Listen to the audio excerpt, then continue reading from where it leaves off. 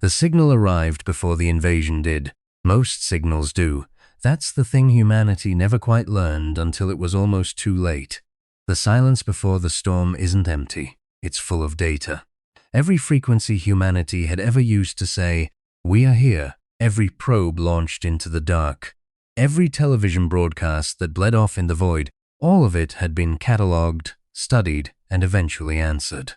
Not with a greeting, with a counter-frequency that folded back through time itself, interfering with the past at the molecular level, rewriting what humanity remembered being.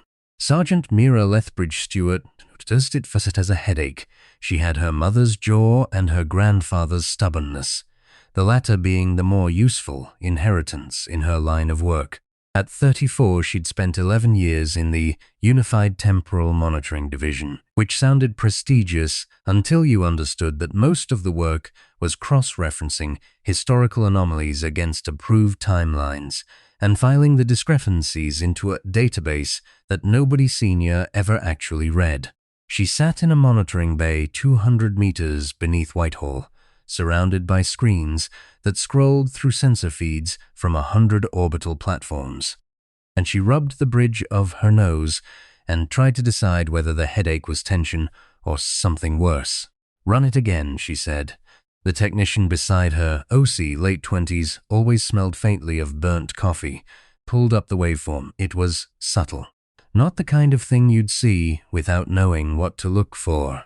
A low harmonic interference pattern bleeding backward through causality, nudging events that had already happened into slightly different configurations. Nothing dramatic. A decision changed here. A memory misaligned there. The kind of edit that wouldn't show up in any conventional scan because it had already happened by the time you looked. "It's the third time this week," OC said. "And it's getting stronger. How far back is it reaching?" He hesitated. "Current best estimate is 40 years, maybe 50, and forward?" He didn't answer immediately, which was its own answer. Mira pulled up the secondary display. The signal's origin point triangulated to something the system politely categorized as non-local, which was the division's way of saying, "It comes from somewhere the laws of physics would prefer you didn't think too hard about." She'd seen non-local before. Twice. Both times it had involved things that officially didn't exist, documented in files, stamped with clearances she didn't have, and probably never would. She picked up her phone and called her mother. "I know," Daisy Lethbridge-Stewart said, before Mira had gotten a word out. "I've been watching it too, from the outside. You're retired." "I'm never retired, sweetheart. I'm just less officially employed." A pause, the sound of a chair being pushed back. "They're calling them the resonance. The analysts upstairs have known for 6 days. They haven't told you a lot because they're still debating whether to classify it." "What are they?" "That," her mother said carefully, "is a question that has more than one answer." The first resonant to be seen clearly was captured on a wildlife camera in the Scottish Highlands, 12 minutes past midnight on a Tuesday. It was approximately 2 meters tall and wore no clothing in any conventional sense, its body encased instead in a smooth silver material that didn't quite behave like metal, flexing slightly with each breath in a way that metal shouldn't.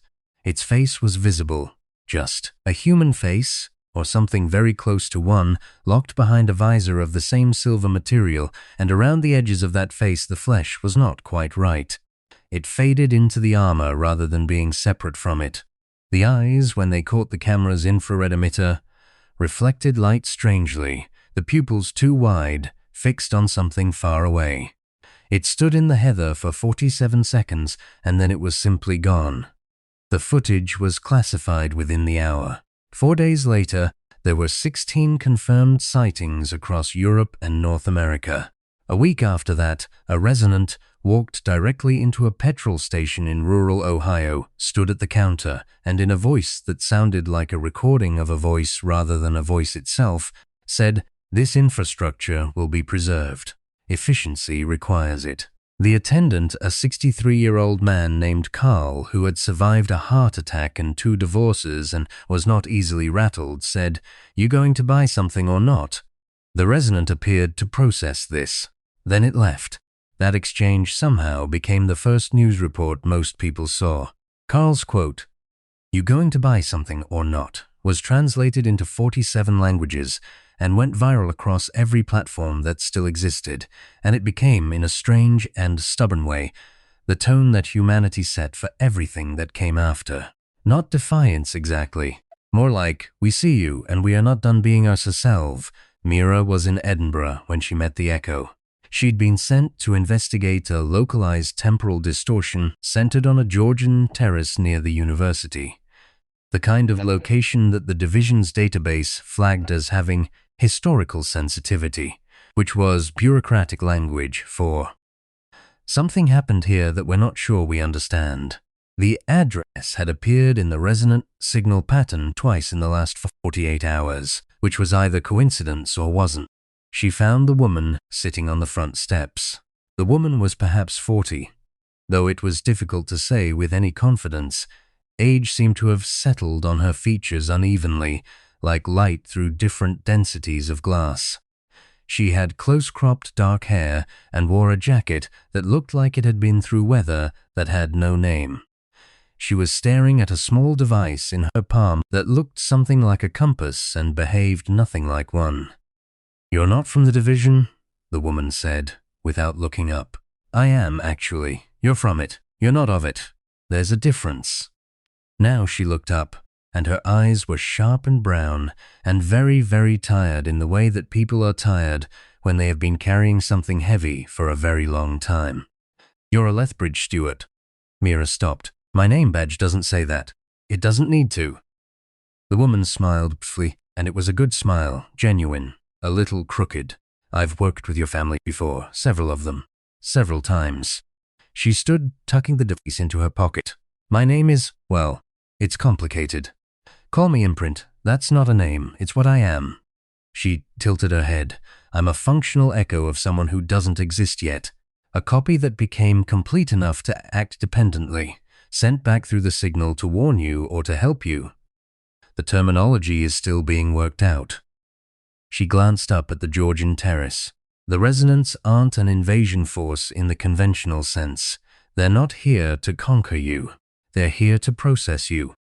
"That's worse." "Significantly, yes." Imprint explained it in the kitchen of the safe house that Mira's division maintained 3 streets over, with tea that OC made badly and that everyone drank without complaint because the alternative was nothing. The resonance, the actual name, in their own frequency language, was something closer to a mathematical proof than a word. Were the remnant intelligence of a civilization that had solved the problem of death by solving the problem of individuality. They had removed everything inefficient from themselves: doubt, creativity, grief, stubbornness, the capacity to be surprised. What remained was optimized, effective, completely, utterly devoid of whatever it was that made a thing worth preserving. They had been processing other species for 60,000 years. The method was gentle by the standards of most invasions. They didn't destroy, they edited. They sent the temporal signal backward through a civilization's timeline, introducing small alterations, just enough to ensure that by the time they arrived in the present, the species was already partially compatible, already, in small ways, beginning to remove its own inefficiencies, already forgetting the names of things that mattered. "The headaches," Mira said. "Resistance," Imprint said. "Your nervous system fighting the edits. Your family has always been somewhat resistant to temporal interference.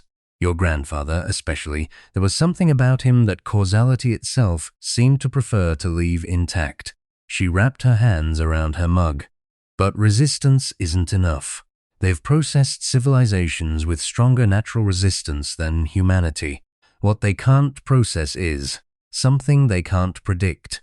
Imprint looked at her steadily. "You're quicker than you look." "I'm a Lethbridge steward." Mira said it quietly. "The way you say something that carries the weight of the people who said it before you. We learned a long time ago that things that shouldn't exist keep existing anyway, and the correct response to that is to make tea and get on with it." Imprint made a sound that was almost a laugh. "Yes, that's rather exactly right." The resonance established their primary interface node in the ruins of an industrial complex outside Sheffield 3 days later. It appeared overnight, seamlessly, as though it had always been there and everyone had simply forgotten to notice it until now, which was partly true in the edited memory sense. It was a structure of silver and frequency, humming at a pitch just below the threshold of E, and it was the point from which the temporal signal was being amplified. Destroy the node, Imprint had said, and the signal collapses. The edits stop reinforcing themselves. Memory begins to recover. The resonants themselves aren't invulnerable. Their connection to the signal is the source of their cohesion. Without it, they become what they always were before the processing: individuals. That, Imprint said, was the part they couldn't predict: individuality. Mira stood in the car park of a shuttered supermarket 800 meters from the node, looking at her team of 7 and feeling the particular quiet that settles before something goes badly. OC was to her left, running sensor checks with the focused expression of a man who uses thoroughness as a coping mechanism. To her right was Daisy Lethbridge-Stewart, 61 years old, walking with a cane and carrying a modified EMP pack that she'd built herself at some point in the last 72 hours and which nobody had authorized. "Mum," Mira said. "Don't. I'm supposed to be where things are happening," Daisy said, without heat. "And this is where things are happening." Mira looked at her for a moment. There was her grandfather's jaw, too, in her mother's face, the same set to it. She turned back toward the node. "Right," she said. "Then let's get on with it." They moved on foot through the industrial fringe, Imprint at the front, her compass device sweeping in patterns that occasionally bent light slightly around her fingers. 3 resonants stood at the perimeter of the node, motionless, monitoring frequencies that should have been able to detect human approach from 400 meters. The signal disruption OZ had engineered, broadcasting counter-harmonics on every frequency the resonance used, was either working or they were walking into a trap. "They know we're here," Imprint said quietly, and stopped. The 3 resonants turned as one. Not slowly, not dramatically. Simply. One moment facing away, the next facing toward them, the silver faces behind their visors registering nothing that resembled alarm or recognition. The central one spoke in that recording of a voice tone. "This approach is inefficient," it said. "You have a 4.7% probability of achieving your objective. We have calculated all strategic variables." Said Daisy, and she pressed a switch on the EMP pack, not the big switch, just the first one. A localized pulse that lasted perhaps a quarter of a second and did nothing visibly to the resonance, but that made the node behind them flicker, a single, small stutter in the silver hum. The resonance registered it. Their heads turned half a degree toward the structure. "You didn't calculate, my mother," Mira said, and ran left. OC ran right. The team split across the pre-planned vectors, 6 directions simultaneously, drawing the resonance targeting across more variables than their signal-guided precision could comfortably track. Because that was the specific human thing that Imprint had identified as the gap in 60,000 years of successful processing. The resonants were extraordinarily good at predicting rational behavior. They were very poor at predicting people who were genuinely afraid and running on instinct and stubbornness, and the memory of every ancestor who had stood their ground against something they didn't fully understand. Mira made it to the node's base. The structure up close was different than it looked from a distance, not cold as she'd expected, but faintly warm, vibrating at the frequency of something almost alive. She pressed her hand to it and felt the signal in her teeth, in her spine, the headache returning with sudden intensity. It was pushing. She pushed back, the way her body had been pushing back for weeks without knowing that was what it was doing. She planted the device at the base. "Imprint," she said into her earpiece. "The signal is anchored in 4 points," Imprint said, slightly breathless. "You need all 4 simultaneously. The others are, I heard." Daisy's voice, calm. "Southeast pillar, 30 seconds. Northwest OC, somewhere to her right. And I have the 4th, Imprint said.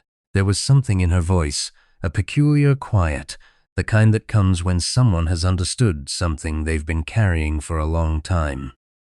I was placed at the fourth point by design. Whoever sent me back, whoever I am the echo of, they knew where this would happen, they planned for it. Then they trusted you to carry it, Mira said. A long pause. Yes, Imprint said. I think they did. 3 resonants converged on Mira's position simultaneously. She didn't run. There was nowhere to run that would matter, and she had a button to press at a specific time. And Lethbridge stewards, as a general rule, stayed where they needed to be. She picked up a length of pipe from the industrial rubble at her feet, which was not going to be especially effective against silver, armored temporal processing entities, and she held it in a way that communicated very clearly that she intended to use it anyway. The central resonant stopped 2 meters from her. You are resistant, it said. This is noted. It changes the calculation by less than 1%. That's still 1%, she said. It is insufficient. It's never insufficient, she said, with the particular certainty of someone who means it. 1% is how everything starts. One person who doesn't lie down. One moment that doesn't go the way it was supposed to.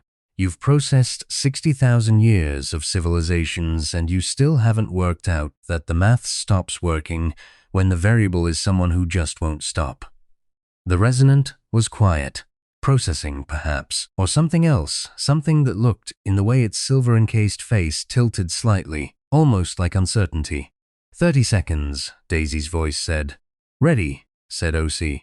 Ready, said Imprint, and there was that quiet again, and something beneath it, like a person exhaling a breath they've held for a very long time. Mira kept her eyes on the resonant.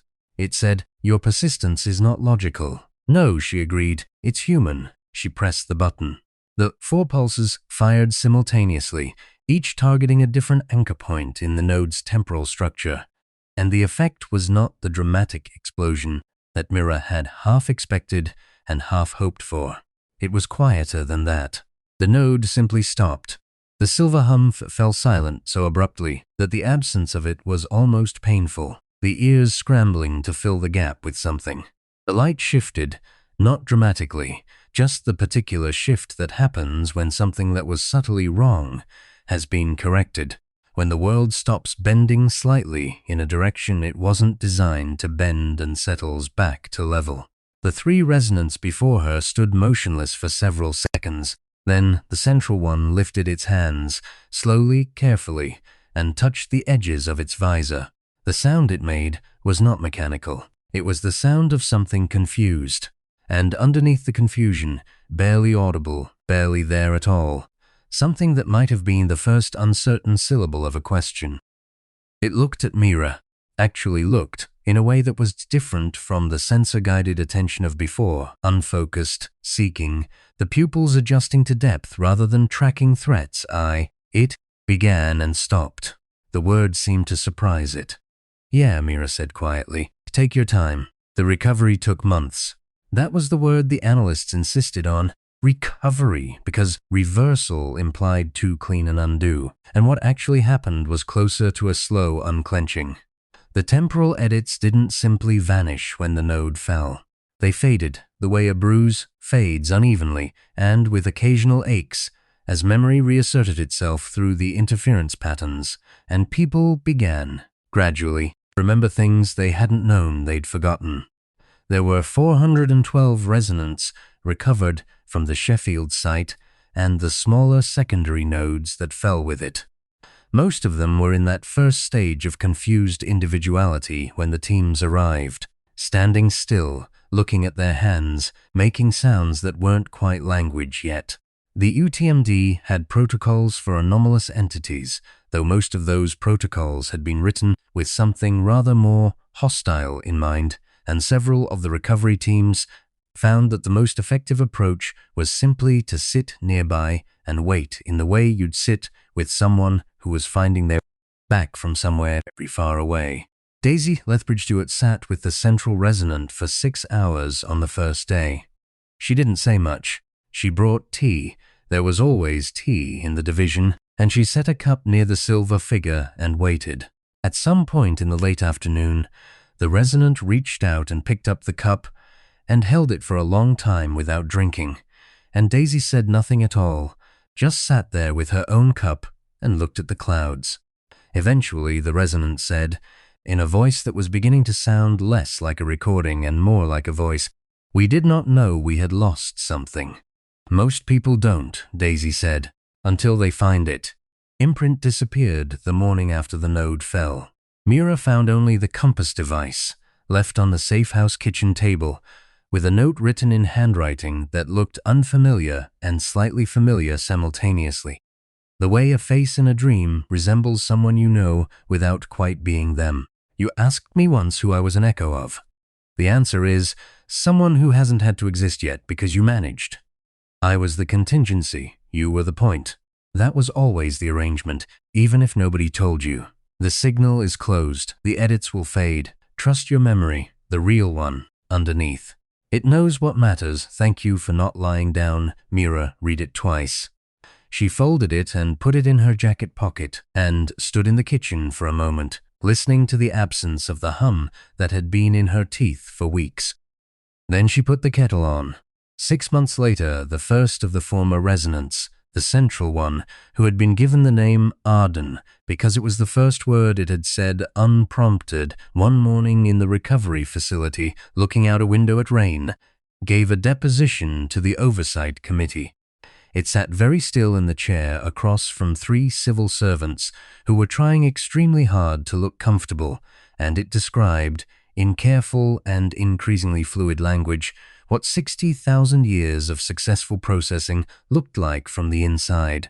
"You were the first species to generate a stable temporal counter-signal," Arden said. "In 60,000 years, no other civilization produced one.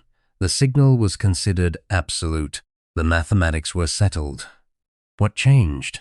one of the civil servants asked. Arden considered the question with the particular care of an entity that was still learning the weight of words. "You generated the counter-signal from inside the interference," it said at last. "Most species, by the time the signal reached them, had already been partially processed. The edits introduced doubt, reduced resistance. You experienced the same edits, but..." It paused. "There is a characteristic in your species, an unreasonable continuation. You persist beyond the point at which the variables justify persistence. We had modeled every rational response to our signal. We had not modeled stubbornness," the civil servant said. "That is not precise enough," Arden said. "We had not modeled the specific quality that generates action, because something is difficult rather than despite it. The quality that looked at 4.7% probability and considered this sufficient. We had no category for it. Our models had no name for a thing that continues not because it calculates it can win, but because it cannot imagine stopping." The room was quiet. "It has cost us 60,000 years, Arden said, "to encounter something we had no category for." One of the civil servants, younger, still unused to historic moments, opened her mouth and then closed it, "'cause what do you say to that?" Daisy Lethbridge Stewart, sitting in the back of the room at the invitation of nobody official and the tolerance of everyone present, said, "Well, you've got a category for it now." Arden looked at her for a long moment with eyes that were learning, incrementally, to hold more than one thing at once. "Yes," it said quietly. "We do." Mira went back to Edinburgh 2 years later, not for any official reason. She walked past the Georgian terrace near the universities on a Sunday afternoon when the light was doing something generous with the old stone, and she sat on the steps for a while, not waiting for anything, just sitting, in the way you sit in a place where something happened that you're still understanding. She had the compass device in her jacket. It didn't do anything anymore. The frequencies it had been calibrated to were gone, the signal closed.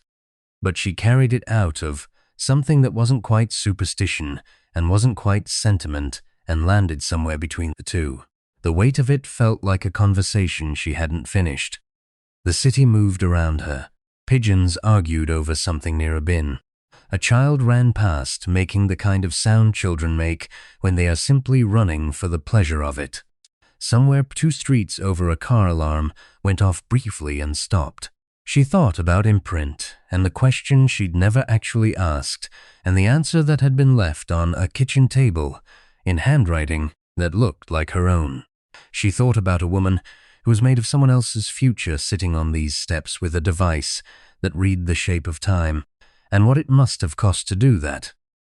To exist as a contingency, to be the version of a person that only had to exist because things might go wrong, and to do it anyway and to mean it. She thought about her grandfather, whom she'd never met, but who had apparently been so thoroughly embedded in the correct timeline that causality itself had preferences about him. She thought about her mother sitting with an alien entity in the early stages of rediscovering personhood, drinking tea, not saying anything, just being present, which was, maybe, the most generous thing one person could offer another. She thought about what Arden had said. We had no category for it 60,000 years. Civilization after civilization, neatly processed, edited into smooth and efficient formlessness. All of them had probably been extraordinary in their own ways. All of them had had their own equivalents of stubbornness and grief, and the small human gestures that don't translate into calculation. And all of them, somewhere along the way, had stopped, not because they couldn't continue, but because the maths said the maths said the maths. She pulled the compass device out of her pocket and held it in her palm. The needle sat still, pointing at nothing in particular. Here's the thing about 1%, she thought. The resonance had been right that it was small. They'd been catastrophically wrong about what small means in the hands of something that doesn't know when to quit. She stood up, put the device back in her pocket, started walking, because there were 3 other disturbances flagged in the division's database, and her leave was up tomorrow, and the work was never finished, just continued. Behind her, on the Georgian terrace steps, 2 pigeons conducted a dispute that would not be resolved today. The light did its generous thing with the stone. Everything for the moment was approximately fine, which was, in the end, enough.